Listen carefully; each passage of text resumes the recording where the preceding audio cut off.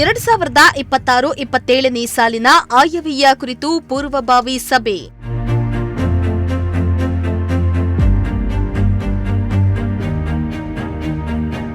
ಸಮಸ್ಯೆಗಳನ್ನು ಪರಿಹರಿಸುವಂತೆ ಸಾರ್ವಜನಿಕರಿಂದ ಮನವಿ.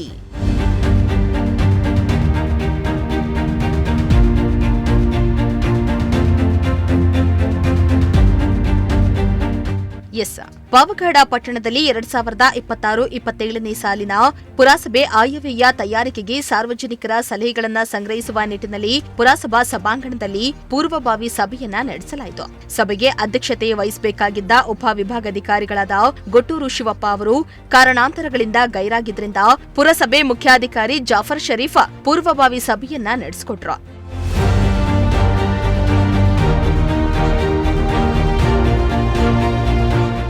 ಇನ್ನು ಸಭೆಯಲ್ಲಿ ಸಂಘ ಸಂಸ್ಥೆಗಳ ಪ್ರತಿನಿಧಿಗಳು, ಹಿರಿಯ ನಾಗರಿಕರು ಮತ್ತು ಸಾರ್ವಜನಿಕರು ಪಾಲ್ಗೊಂಡು ಪಟ್ಟಣದ ಅಭಿವೃದ್ಧಿಗೆ ಅಗತ್ಯವಿರುವ ವಿಚಾರಗಳನ್ನು ಚರ್ಚಿಸಿದ್ರು. ಇನ್ನು ಸದಸ್ಯರೊಬ್ಬರು ಮಾತನಾಡಿ, ಹಿಂದಿನ ಸದಸ್ಯರು ಆಡಳಿತ ಅವಧಿಯಲ್ಲಿ ಸಾರ್ವಜನಿಕರಿಗೆ ಬೇಕಾದ ಮೂಲಭೂತ ಸೌಕರ್ಯಗಳನ್ನು ಒದಗಿಸಿಲ್ಲ.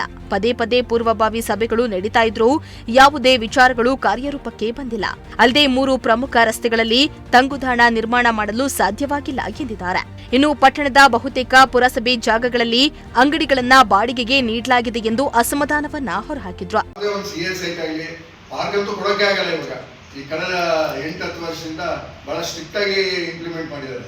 ಯಾವುದೇ ಒಂದು CA ಸೈಟ್ ಮಾತ್ರ ಏನು ಸಂಘ ಸಂಸ್ಥೆ ನೋಂದಣಿ ಆಗಿರ್ಬೇಕು, ಒಂದು 3 ವರ್ಷ ಆಡಿಟೆಡ್ ಬ್ಯಾಲೆನ್ಸ್ ಶೀಟ್ ಬರಬೇಕು. ಇದನ್ನ ಇಲ್ಲಿ ನಾವು ಪಾಸ್ ಮಾಡಿದ್ಮೇಲೆ DC ಹತ್ರ ಏನು ಸಬ್ ರಿಜಿಸ್ಟರ್ ವ್ಯಾಲ್ಯೂ ಇದೆಯೋ 30 ವರ್ಷಕ್ಕೆ ಲೀಸ್ ಕೊಡುವ ಒಂದು ಅಧಿಕಾರ ಇದೆ ಪುರಸಭೆಗೆ.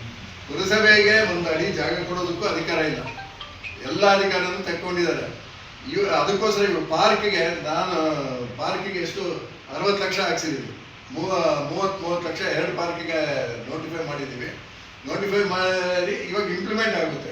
6 ತಿಂಗಳಲ್ಲಿ ಇಂಪ್ಲಿಮೆಂಟ್ ಆಗುತ್ತೆ. ಇನ್ನು ಹೊಸ ಬಸ್ ನಿಲ್ದಾಣದಲ್ಲಿ ಮಹಿಳೆಯರ ಸುರಕ್ಷತೆ ಸೇರಿದಂತೆ ಶೌಚಾಲಯ, ಕುಡಿಯುವ ನೀರು, ವಿಶ್ರಾಂತಿ ಕೊಠಡಿ ನಿರ್ಮಾಣ ಮಾಡುವಂತೆ ಸಲಹೆಯನ್ನ ನೀಡಿದ್ರು. ಅಲ್ಲದೆ ಪಟ್ಟಣದಲ್ಲಿ ಪಾರ್ಕ್ ಅಭಿವೃದ್ಧಿ ಹೆಸರಲ್ಲಿ ಹಣ ಪೋಲಾಗ್ತಾ ಇದೆ ಹೊರತು ಸಾರ್ವಜನಿಕರಿಗೆ ಉಪಯೋಗ ಆಗ್ತಾ ಇಲ್ಲ. ಹೀಗಾಗಿ ಉದ್ಯಾನವನಗಳನ್ನ ಮಾದರಿ ರೂಪದಲ್ಲಿ ಅಭಿವೃದ್ಧಿಪಡಿಸುವಂತೆ ಸಲಹೆ ನೀಡಿದ್ದು, ಪಟ್ಟಣದಲ್ಲಿರುವ ಜ್ವಲಂತ ಸಮಸ್ಯೆಗಳನ್ನ ಮೊದಲು ಪರಿಹರಿಸುವಂತೆ ಒತ್ತಾಯಿಸಿದ್ದಾರೆ. ಸ್ಟೇಡಿಯಂಗೆ 75 ಲಕ್ಷ ರೂಪಾಯಿ ಹಾಕ್ಸಿದ್ದೀವಿ. ವಾಕಿಂಗ್ ಪಾರ್ಕ್ ಒಂದು ಮಾಡ್ತಾ ಇದ್ದಾರೆ. ಪ್ಲಸ್ ಹಿಂದ್ಗಡೆ ಚೈಲ್ಡ್ ಪಾರ್ಕ್ ಒಂದು ಮಾಡಿಬಿಟ್ಟು ಒಂದು ಜಿಮ್ ಮಾಡ್ತಾ ಇದ್ದಾರೆ. ಇದೊಂದು ಕೆಲವೇ ದಿನಗಳಲ್ಲಿ ಇಂಪ್ಲಿಮೆಂಟ್ ಆಗುತ್ತೆ. ಇವಾಗ ರಸ್ತೆಗಳು ಏನಾಗಿದೆ ಅಂದರೆ, ಈ ತುಂಗಭದ್ರಾ ಫೇಸ್ 1 ಕೆಲಸದಲ್ಲಿ ರಸ್ತೆ ಅಗ್ದಿದ್ದಾರೆ. ಅವ್ರಿಗೆ 3,000 ರೂಪಾಯಿ ಒಂದು ಮೀಟರ್ ರೀಸ್ಟೋರ್ ವರ್ಕ್ಗೆ ಆಗಿರೋದು ಟೆಂಡರ್. ಸೊ ಅವರು ಹಂತವಾಗಿ ಎಲ್ಲ ಮುಗಿದ ಮೇಲೆ ಅವರು ರೀಸ್ಟೋರ್ ಮಾಡಿಬಿಡ್ತಾರೆ ರೋಡ್ಗಳೆಲ್ಲ. ಮತ್ತೆ ಆಯವ್ಯಯ ಬಗ್ಗೆ ಹೇಳಿದೆ. ಬಡ್ಜೆಟ್ ಅಂದರೆ ಇವಾಗ ಸಾರ್ವಜನಿಕ ತೋರಿಸೋದು ನಿಮ್ಮ ಗಮನಕ್ಕೆ. ಅದರಲ್ಲಿ ಏನು ಬರುತ್ತೋ ನಮಗೆ ಬರುತ್ತೆ ಅಂತ ನಾವು ಹೇಳ್ತೀವಿ. MP ನಿಧಿಯಿಂದ ಎಷ್ಟು ಬರುತ್ತೆ, ಸೆಂಟ್ರಲ್ ಗೌರ್ಮೆಂಟಿಂದ ಎಷ್ಟು ಕೊಡ್ತಾರೆ, ಸ್ಟೇಟ್ ಗೌರ್ಮೆಂಟಿಂದ ಎಷ್ಟು ಕೊಡ್ತಾರೆ, ನಮಗೊಂದು ನಾರಮ್ ಇರುತ್ತೆ. ಇದರಲ್ಲಿ ಇಷ್ಟು ದುಡ್ಡು ಬಂದರೆ ನೀರಿಗಿಷ್ಟು, ಹೆಲ್ತ್ಗಿಷ್ಟು, ರೋಡ್ಗಿಷ್ಟು, ಡ್ರೈನ್ಗಿಷ್ಟು, ಫಾರೆಸ್ಟ್ ಡೆವಲಪ್ಮೆಂಟ್ಗೆ ಇಷ್ಟು ಅಂತೆಲ್ಲ ನಾವು ಅದನ್ನು ಹಾಕಿರ್ತೀವಿ. ಆಯವ್ಯಯದಲ್ಲಿ ಏನು ಹೋಗುತ್ತೆ ಅಂತ ಆ ದುಡ್ಡು ರಿಸರ್ವ್ ಆಗೋದು ಇವಾಗ 10 ಕೋಟಿಗೆ ನಾವು ಮಾಡಿರ್ತೀವಿ. ನಮ್ಗೆ 2 ಕೋಟಿ ಬಂದರೆ ಪ್ರಿಯಾರಿಟಿ ಲಿಸ್ಟ್ ಅಲ್ಲಿ ನಾವು 2 ಕೋಟಿ ಕೆಲಸ ಮಾಡಿರ್ತೀವಿ.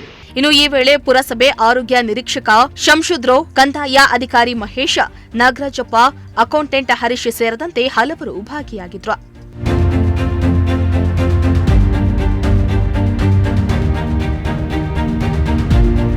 ಇಮ್ರಾನುಲ್ಲಾ, ಪ್ರಜಾಶಕ್ತಿ ಟಿವಿ, ಪಾವಗಡ.